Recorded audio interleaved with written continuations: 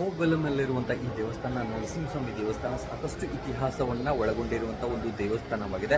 ಅದರ ಜೊತೆಯಲ್ಲಿ ಕಲ್ಲಲ್ಲಿ ನಿರ್ಮಾಣ ಆಗಿರುವಂತಹ ಈ ದೇವಸ್ಥಾನ ಸಾಕಷ್ಟು ಕಲಾಕೃತಿಗಳನ್ನ ಒಳಗೊಂಡಿದೆ. ಇಲ್ಲಿ ನಾವು ದೇವಸ್ಥಾನದ ಒಳಗಡೆ ಎಂಟ್ರಿ ಬಂದ ತಕ್ಷಣ ಹಲವಾರು ಕಲಾಕೃತಿಗಳನ್ನ ನೋಡಬಹುದು. ನಮಗೆ ಸಾಕಷ್ಟು ಕಲಾಕೃತಿಗಳು ಇಲ್ಲಿ ಸಿಗುತ್ತವೆ. ವಿಶೇಷವಾಗಿ ಈ ನರಸಿಂಹಸ್ವಾಮಿ ಏನು ಒಂದು ಸಂಹಾರ ಮಾಡಿದ್ದನ್ನೆಲ್ಲ ಆ ರೂಪವನ್ನ ಕೂಡ ಇಲ್ಲಿ ಬಿಡಿಸಿದ್ದಾರೆ. ಅದರ ಜೊತೆಯಲ್ಲಿ ಆ ನರಸಿಂಹಸ್ವಾಮಿ 9 ಅವತಾರಗಳನ್ನ ಈ ಕಲ್ಲಲ್ಲಿ ಪ್ರತಿಷ್ಠಾಪನೆ ಮಾಡಿದ್ದಾರೆ. ಇದರ ಜೊತೆಯಲ್ಲಿ ಸಾಕಷ್ಟು ವಿಶೇಷಗಳನ್ನ ಕಲಾಕೃತಿಗಳನ್ನ ಈ ದೇವಸ್ಥಾನ ಒಳಗೊಂಡಿದೆ. ಒಂದ್ಸಲ ಎಂಟ್ರಿ ಕೊಟ್ರೆ ಆ ಕೌಶಲ್ಯ ಕೂಡ ನಮ್ಮನ್ನ ಆಕರ್ಷಣೆ ಮಾಡುವುದು ಸಾಮಾನ್ಯ.